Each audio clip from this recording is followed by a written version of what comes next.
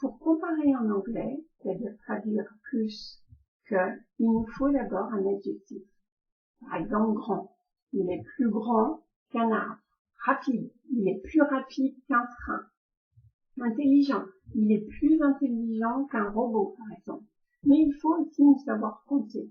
Parce qu'en anglais, l'adjectif va avoir une structure différente en fonction de sa taille, en fonction du nombre de ses syllabes.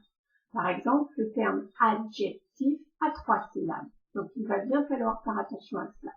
Si l'adjectif a une syllabe, dans ce cas, la structure sera la suivante. On aura adjectif auquel on va ajouter ER, than et le complément. Si on prend par exemple l'adjectif tall, effectivement il n'y a qu'une syllabe, je vais lui rajouter, pour dire qu'il est plus grand qu'un arbre par exemple, je rajoute ER, than a tree. Si maintenant l'adjectif a 3 syllabes ou plus, la structure sera différente parce que comme l'adjectif est déjà long, du coup, je ne vais pas le rallonger. Je vais mettre more devant et than derrière. Voyons un exemple avec intelligent qui a 4 syllabes.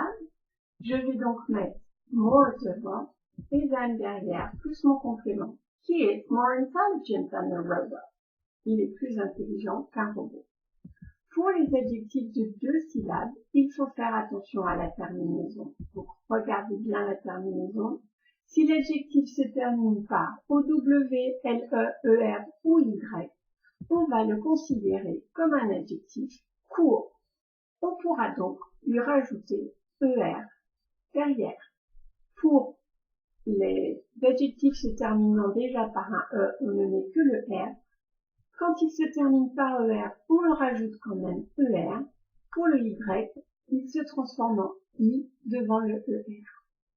Pour les autres, on les considère comme des noms, donc on met more devant et than derrière. Voilà, une dernière petite chose à vous signaler avant. Faites attention avec les adjectifs courts. Il faut bien regarder par quoi ils se terminent. Si l'adjectif se termine par une consonne, voyelle, consonne, on commence par la fin, consonne, voyelle, consonne. Dans ce cas, on double la consonne finale avant l'ajout de ER. Exemple, big, consonne, voyelle, consonne. Donc, big prend 2 G. Je rajoute un G avant le R.